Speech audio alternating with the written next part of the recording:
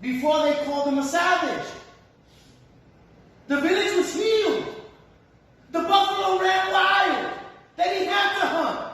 They walked out in the fields and they had meat. How did it end up that we ended up depending on the oppressor to tell us what is it that is freedom? That for the baby, look at me, I love bubbly water. I used to drink that shit out the faucet. Now you can't force me to drink faucet water. Why? What did happen to my mind? If you go to Ecuador, Hershey's Chocolate did a campaign that made the women from the mountains and the indigenous people believe that their milk, their powdered milk was better than breast milk. So they no longer breastfeed their children, and they also drink instant coffee. In South America where they got coffee beans. When did we stop believing in ourselves, our own businesses, our own creations, our own children? They're not taking them away from us. We're giving them away. And then programs help us keep them there. You can bring them home with freedom with the steps of healing, with understanding what is today wasn't what was. We didn't inherit Newark. That was not really where we were from. We really didn't have Brick City. Our villages were beautiful. They were maintained. They had pride. They had a doctor, right? They called him the healer.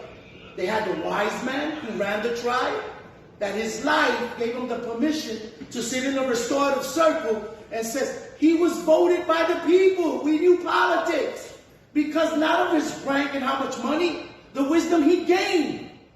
Feeding who? The village. So that's who we are.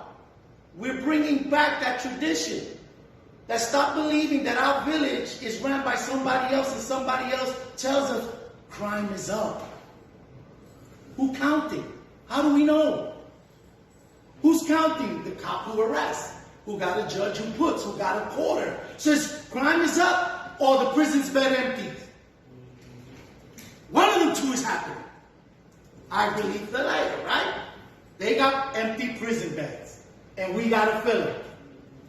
Let's put these gangs of killing each other like crazy out there. Listen to me. You were just screaming 6 months ago, refund the police. Because of this coronavirus bill that gave $2 billion to all these providers. No one is saying refund the police. They say the gangs are going crazy. They kill it. Why? Pockets are full. Mouths been fed.